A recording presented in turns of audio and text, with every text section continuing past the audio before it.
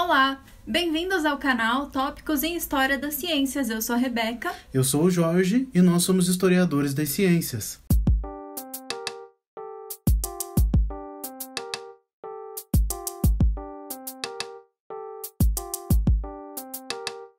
No vídeo de hoje, nós vamos falar sobre mulheres nas ciências. Esse é um tema que nos últimos anos vem ganhando cada vez mais abrangência no campo da história das ciências. E tem se debatido temas como a invisibilidade feminina nas ciências, a trajetória de cientistas e mesmo a relação entre o feminismo e a ciência.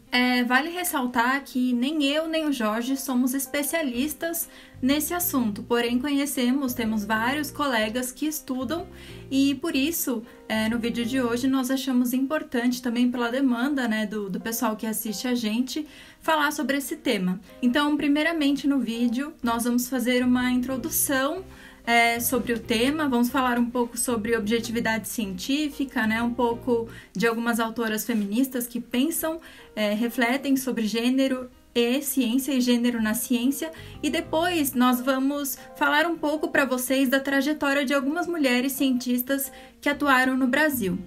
Vamos ao vídeo. Já pararam para pensar quantas mulheres cientistas vocês conhecem?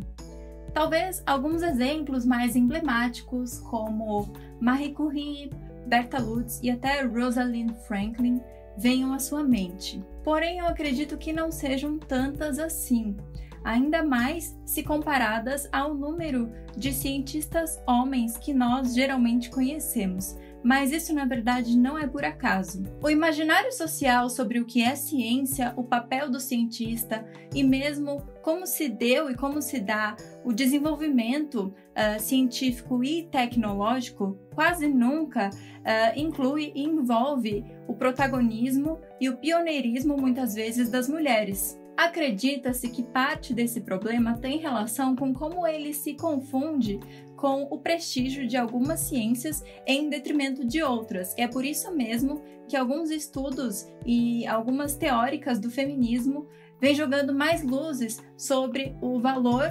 epistêmico da ciência.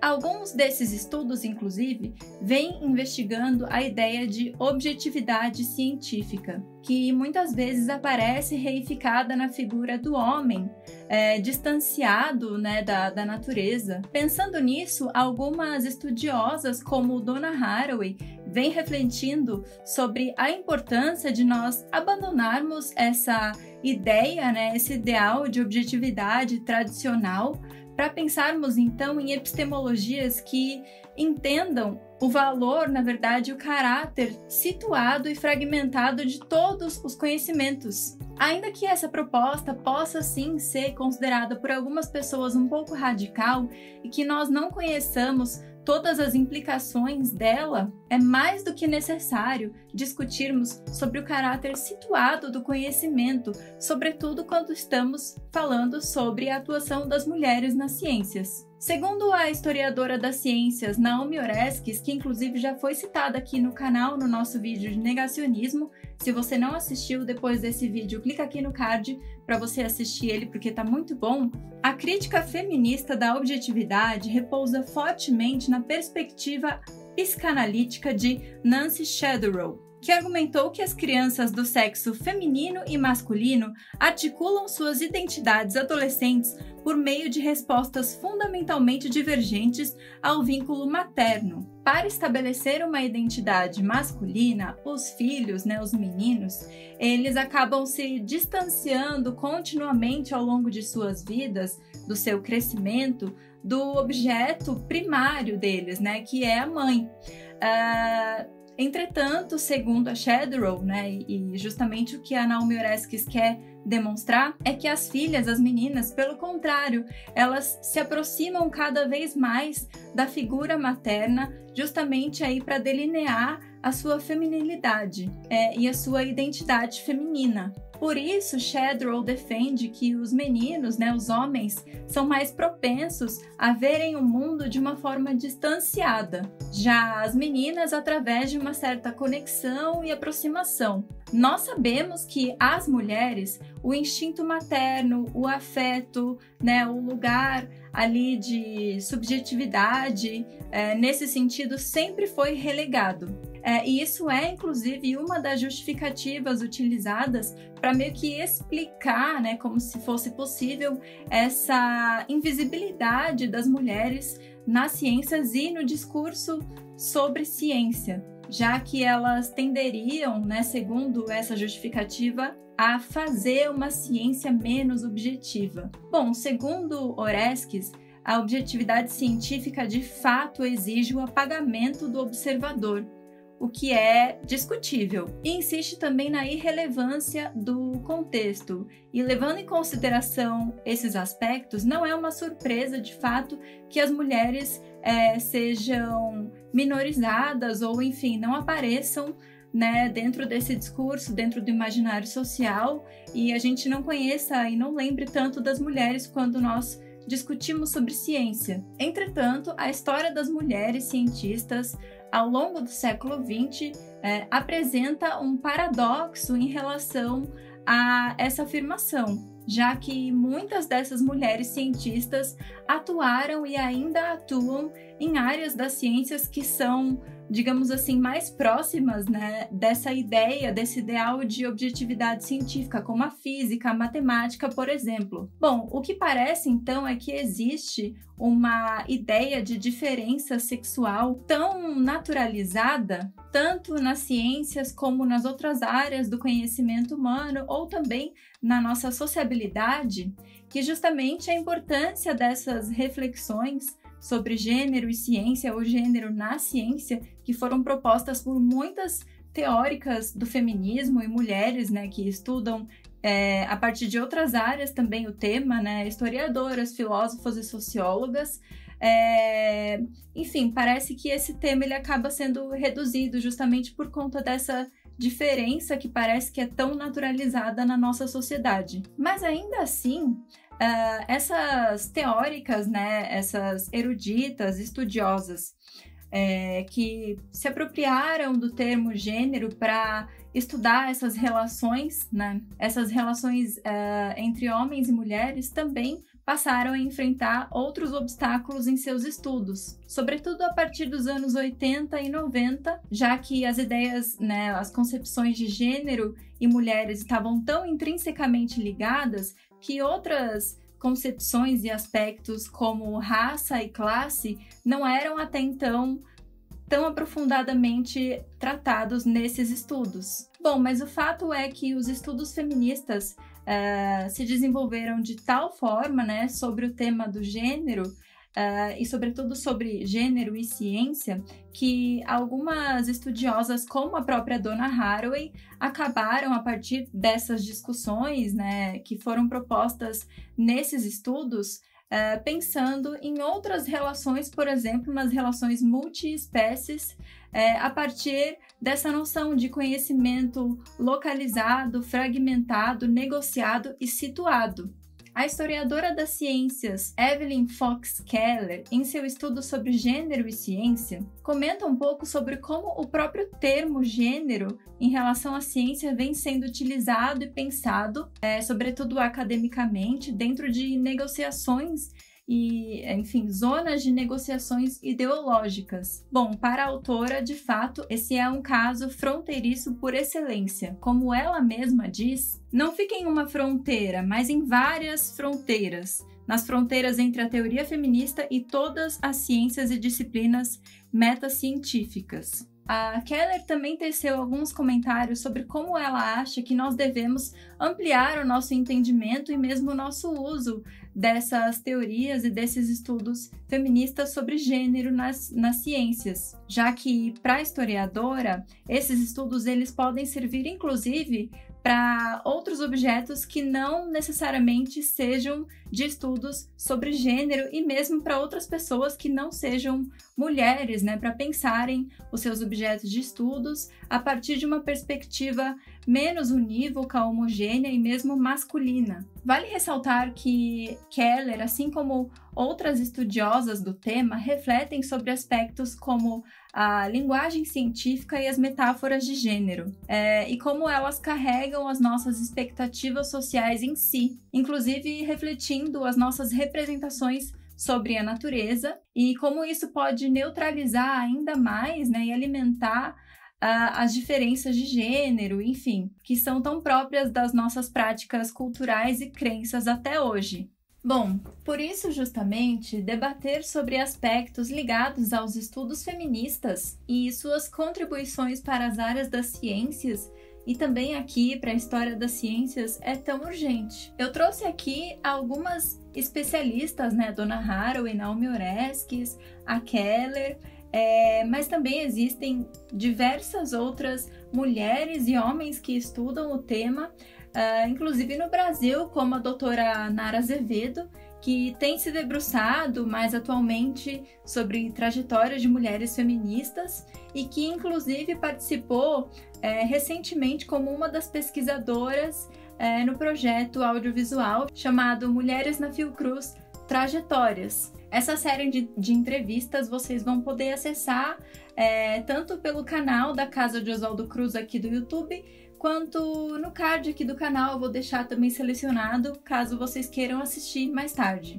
Eu também vou deixar aqui no card um outro vídeo muito legal que foi feito por uma colega nossa de pós-graduação sobre a história das mulheres na ciência e que vale a pena vocês irem conferir caso vocês se interessem pelo tema e queiram saber um pouco mais. Bom, então agora a gente vai para a segunda parte do vídeo, que é uma parte onde nós vamos apresentar, na verdade, a trajetória de 4 mulheres cientistas que atuaram no Brasil. Essa é uma forma de divulgar o trabalho dessas mulheres, que historicamente foi muito importante, mas também falar um pouco sobre a atuação fundamental delas nas suas devidas áreas de estudo e atuação. Gente, se vocês assistiram até aqui o vídeo, estão aqui ainda comigo, já se inscreva no canal se você não for inscrito ou inscrita ainda, deixa o seu like, comenta o que vocês estão achando desse vídeo. É muito importante pra gente receber esse feedback, pra gente saber se vocês estão gostando, se vocês querem que a gente continue fazendo conteúdo sobre um tema específico ou não. E a gente queria saber também se vocês achariam legal se a gente fizesse um quadro fixo aqui no canal para falar sobre gênero na ciência, e gênero é ciência, enfim. Deixa aí nos comentários se vocês querem, sim, que a gente faça esse quadro, porque daí a gente pode chamar outras pessoas que sejam especialistas no tema, que estudem, que se debrucem sobre trajetórias de mulheres, enfim, para falar aqui no canal com a gente, para conversar com a gente, para debater sobre as suas pesquisas, tá bom? Bom, a primeira mulher da nossa lista, da nossa primeira lista, né, aqui do canal de mulheres cientistas, é Niede Guidon. Ela é uma das mais prestigiadas arqueólogas brasileiras. Ela se formou em História Natural na USP e depois fez doutorado em Pré-História na Sorbonne. Desde 1973, a arqueóloga integrou a Missão Arqueológica Franco-Brasileira, em parceria com o Museu de História Natural de Paris, para o desenvolvimento das suas pesquisas em arqueologia. Através dos seus achados arqueológicos, como pinturas rupestres, vestígios, ferramentas, esqueletos, etc., e também do seu extenso trabalho de campo junto com a sua equipe na Serra da Capivara, desde pelo menos os anos 70, Guidon tentou comprovar que o homem chegou à América muito antes do que se aceitava. O consenso que existia, até então, por parte da comunidade norte-americana de arqueólogos, é de que a América poderia ter sido ocupada pelos homens há pelo menos, mais ou menos, 11 ou 12 mil anos atrás. Acreditava-se nisso por conta das evidências arqueológicas encontradas no Novo México e nos Estados Unidos em 1937, o qual foi nomeada de cultura Clovis. Esse consenso implicava que os primeiros americanos teriam vindo da Ásia através do Estreito de Bering, pela proximidade do nordeste da Ásia, né, a Sibéria, com o nordeste da América do Norte, que é o Alasca, e dessa forma a presença humana em regiões mais baixas da América, como a América do Sul, teria se dado um pouco mais recentemente. Entretanto, Guidon, como nós dissemos anteriormente, através do seu extenso trabalho de campo, encontrou resquícios, né, vestígios, por exemplo, pinturas rupestres que datavam de pelo menos 35 mil anos atrás, ou seja, muito antes. Onde, de acordo com a arqueóloga, então, o Homo sapiens, né, ele teria vindo da África para a América através de vias oceânicas, ou seja, através do Oceano Atlântico. Ao longo de suas incursões arqueológicas no Piauí, em São Raimundo Nonato, todas as amostras arqueológicas encontradas eram enviadas à França para que lá na França fossem realizadas as análises de datação dessas peças encontradas com carbono 14. Entre as escavações que foram feitas no Boqueirão Pedra Furada em 1981, Nied foi notificada que suas escavações datavam de mais ou menos 18 mil anos atrás. Essas informações para a época eram inéditas. Dentre as suas escavações, ela e sua equipe encontraram ferramentas, instrumentos pontiagudos e cortantes, como facas, por exemplo. Esses instrumentos, esses achados foram encontrados no solo junto a fogueiras, e delas foram extraídos os carvões de lenha com um lado queimado, caracterizando assim resquícios possivelmente provenientes da presença humana, de fogueiras humanas. Nied, na época, publicou suas descobertas arqueológicas na revista Nature, que é uma revista muito conceituada, inclusive até hoje. Mas na época que ela fez as suas publicações, e enfim, comunicou aos seus pares as suas descobertas, ela não foi muito bem aceita, enfim, acabou causando diversas polêmicas entre os seus pares, entre os seus contemporâneos. Em 86, o arqueólogo e paleontólogo italiano Fábio Parenti assumiu as escavações no Boqueirão Pedra Furada com as orientações da Nied Guidon. Nesse período, Fábio, junto de Nied, produziram análises de uma jazida paleolítica importante, a qual indicava a existência de artefatos de mais de 50 mil anos atrás. A pesquisa de Parenti, que foi apresentada como sua tese de doutoramento, também recebeu várias críticas da comunidade arqueológica da época. As pesquisas feitas por Nied Guidon, então,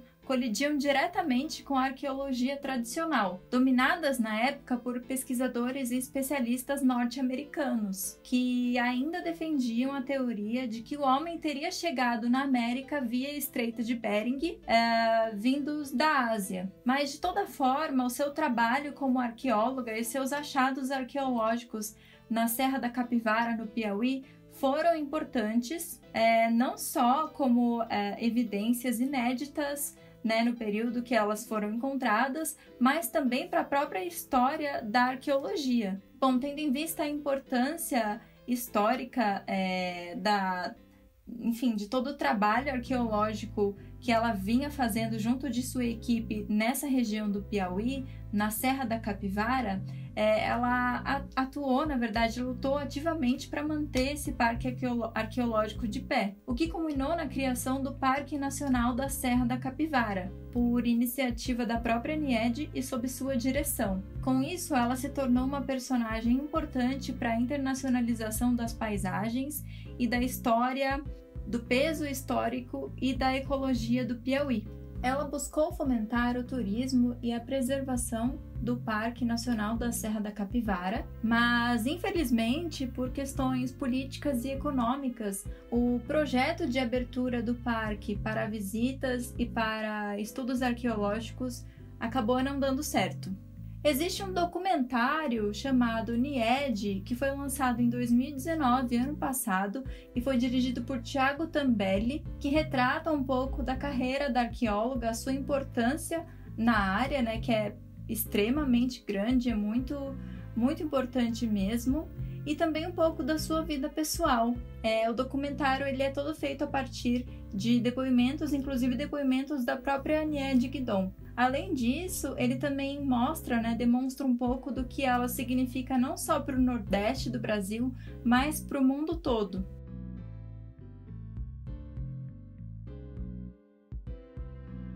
Bom, então vamos agora à nossa segunda mulher cientista da lista, que é Enedina Marques Pereira. Engenheira civil, ela foi pioneira na área por ser a primeira mulher a se formar no curso da Faculdade Federal do Paraná em 1945. Um curso, cuja ocupação era majoritariamente masculina, sobretudo nessa época. Além disso, ela se tornou a primeira mulher engenheira do Paraná e também é considerada a primeira mulher engenheira negra do Brasil. Alguns anos antes, em 1927, começou a estudar na escola normal, frequentando até 1931 e formando-se no curso normal. De 32 a 35, Enedina passou a atuar como professora em regiões e cidades do interior do estado do Paraná, como Cerro Azul, Campo Largo, São Mateus do Sul, dentre outras. Entre 35 e 37, ela voltou para a capital, na época do Paraná, para cursar o curso intermediário que era exigido na época para o magistério, equivalente hoje em dia a um supletivo ginasial. Ainda em 35, Enedina alugou uma casa na capital e começou a dar aulas e montar classes seriadas de alfabetização. E alguns anos depois, em 1940, então ela iniciou a sua graduação em engenharia, na Faculdade de Engenharia da Universidade do Paraná, onde se graduou em engenharia civil em 45.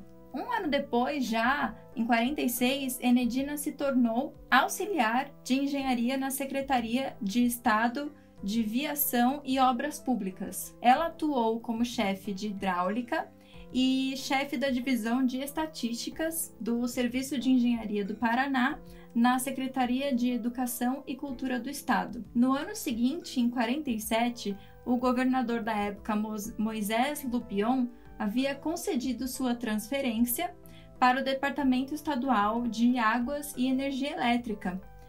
Nesse departamento, a Enedina trabalhou no plano hidrelétrico do estado e atuou no aproveitamento de águas dos rios Capivari, Cachoeira e Iguaçu.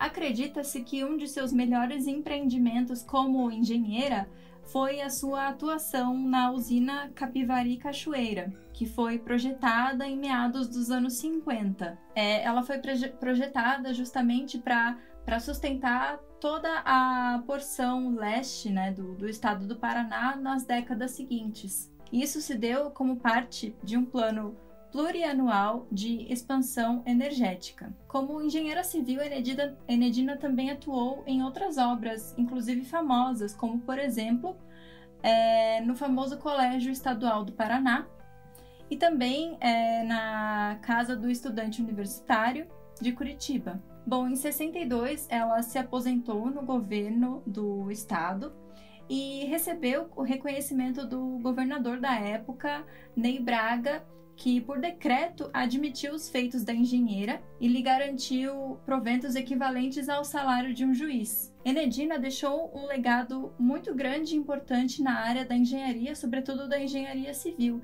e até hoje ela é lembrada pelos seus feitos e por o seu pioneirismo. Em 88, alguns anos depois de seu falecimento, que se deu em 1981, o jornal Diário Popular, tabloide da época, retratou a Enedina como uma idosa excêntrica, e como se ela não fosse uma pessoa importante, não tivesse sido uma mulher que atuou com pioneirismo na área da engenharia do Paraná, o que causou a indignação de membros do Instituto de Engenharia do Paraná.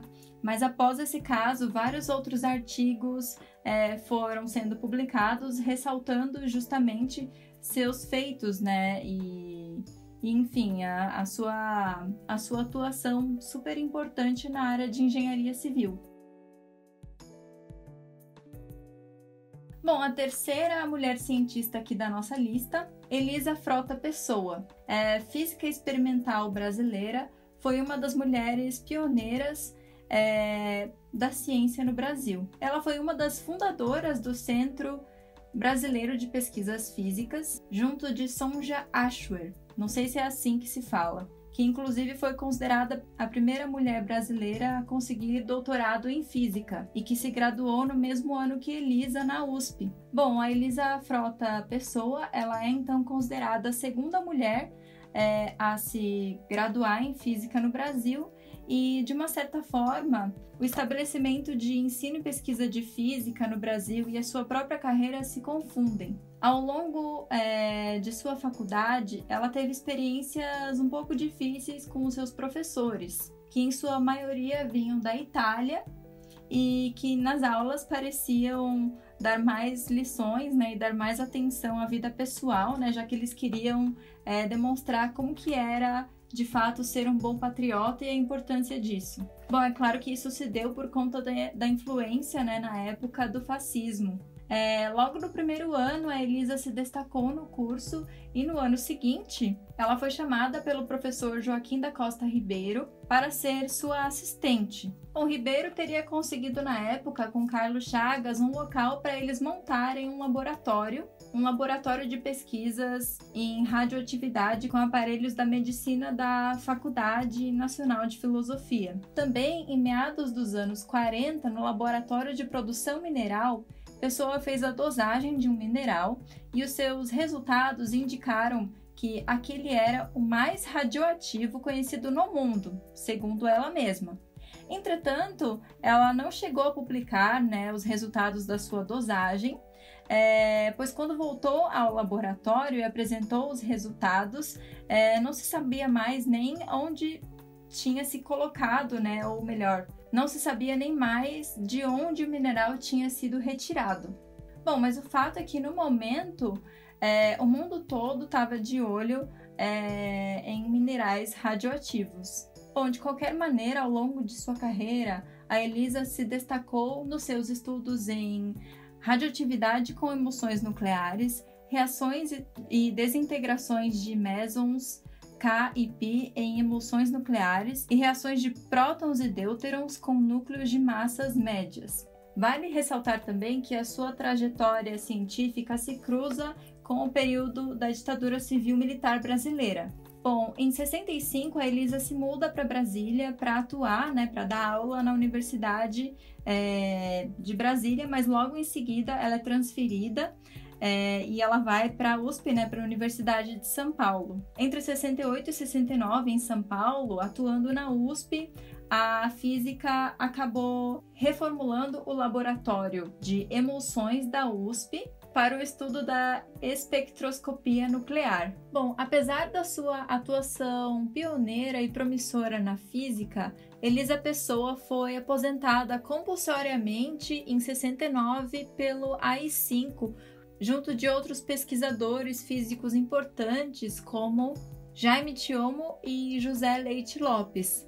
Nessa época, para fugir da perseguição da ditadura civil-militar brasileira aos cientistas, Elisa foi trabalhar em várias outras instituições, tanto nos Estados Unidos quanto na Europa. No período que ela passou trabalhando no exterior, ela também colaborou com a formação de vários cientistas físicos brasileiros. Bom, alguns anos mais tarde, né, quando ela já tinha voltado para o Brasil, em 1975, a física iniciou a montagem de um laboratório de emulsões na PUC, com o auxílio de Ernest Hamburger, do Instituto de Física da USP. Já nos anos 80, ela reassumiu os trabalhos, né, do Centro Brasileiro de Pesquisas Físicas, implementando lá um laboratório de emulsões nucleares para estudo de espectroscopia nuclear. Mesmo após a sua aposentadoria compulsória novamente, que se deu em 1992, ela permaneceu até 95 como professora emérita do centro. Bom, então vamos agora à nossa quarta mulher cientista dessa lista, Quem ficou até aqui comigo, muito obrigada, gente. Eu sei que o vídeo está ficando comprido, mas eu espero que vocês estejam aproveitando muito todo esse conteúdo. Bom, vamos lá. Então, a quarta cientista aqui da nossa lista é Ortrud Monika Barth Schatzmeier, ou apenas Doutora Monika Barth. Ela concluiu a sua graduação em História Natural pela Universidade Federal do Rio de Janeiro em 61 e seu doutorado em Botânica pela mesma universidade em 1964. Depois ela fez o estágio de pós-doutoramento na Alemanha e na Inglaterra em 1966. Ela é pesquisadora aposentada do Instituto Oswaldo Cruz, do IOC, e professora colaboradora do curso de pós-graduação em Geologia do Instituto de Geociências da UFRJ.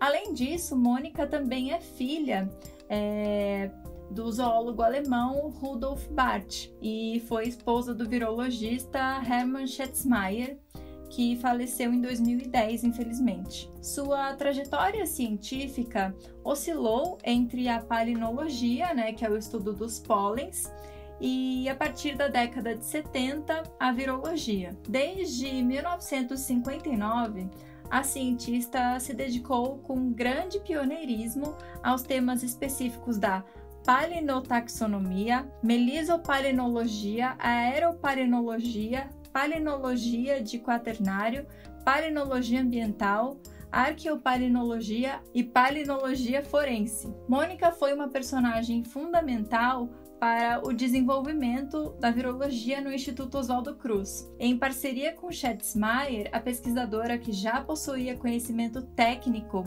em microscopia eletrônica, passaria a atuar no estudo morfológico de inúmeros vírus, campo novo e aberto no período. Desde 1975, a cientista passou a estudar sistematicamente, também com pioneirismo, como falamos, a morfologia viral. Em 1978, ela viajou para a França, Inglaterra e Alemanha com o objetivo de aprimorar o seu conhecimento no campo da virologia.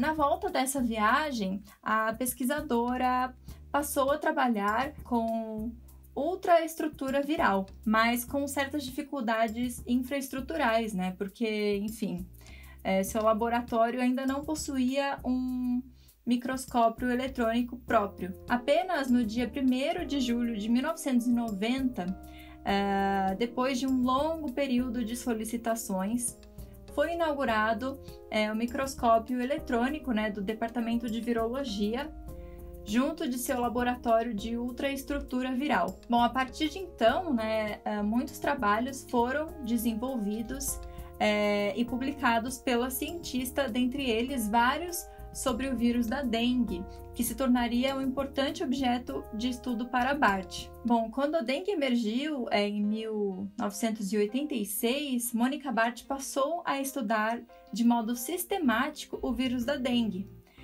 também a partir da microscopia eletrônica. A grande problemática da cientista era entender como o vírus se formava dentro da célula, ou seja, a sua morfogênese. Seus trabalhos com dengue, feitos em conjunto com o laboratório de flavivírus, conectando os dados morfológicos do vírus com os exames de PCR e outras técnicas, foram contínuos durante toda a década de 1990. Então, de 91, ano de seu primeiro artigo sobre o tema, no qual apresentou estudos sobre a replicação do vírus dengue 2 em cultura de células de mosquito, até os anos 2000, ano de publicação de seu Atlas of Dengue Viruses Morphology and Morphogenesis, foram 16 trabalhos que foram publicados sobre a dengue. No total, ou seja, de 1991 a 2019, Monika Barth publicou 42 trabalhos sobre dengue, tendo mais recentemente publicado também, em menor medida, em conjunto com seus orientandos, 3 trabalhos sobre Zika. Bom, da palinologia à consolidação dos estudos sobre dengue, Barth acabou se tornando a principal especialista brasileira em morfologia viral da dengue, além de pioneira no estudo morfológico de muitos outros vírus. Mônica, além disso, nunca abandonou seus estudos dos pólens. Bom, então esperamos que vocês tenham gostado desse vídeo. É muito importante refletirmos sobre como nós deixamos, muitas vezes em nossos trabalhos, de refletir sobre essa temática do gênero em relação à história das ciências e a ciência em geral, e sobre a história das mulheres nas ciências também, que envolvem, como a gente já mencionou no início do vídeo, os temas da objetividade científica, que ainda vamos debater em uma das aulas do nosso curso de Introdução à História das Ciências. Gente, eu queria agradecer muito quem ficou até agora assistindo esse vídeo. A gente sabe que ficou um vídeo comprido, mas a gente queria fazer uma coisa bem legal, porque a gente sabe que é um tema que tem bastante demanda e que muita gente se interessa. Falando sobre o curso, nosso curso de Introdução à História das Ciências, semana que vem sai a sua segunda aula, que será sobre a história da historiografia das ciências, focado mais ali no Brasil e América Latina. E bom, por isso, se vocês estão gostando do conteúdo que a gente está fazendo aqui no canal, se vocês querem acompanhar o nosso curso, se inscrevam. Se vocês não forem inscritos, deixem seu like, comentem o que vocês estão achando, o que vocês acharam desse vídeo em específico, que é muito bom para a gente saber, e compartilhem com os seus amigos. Bom, deixa aí nos comentários também se você acha que ficou faltando alguma cientista. Sempre vai faltar, né?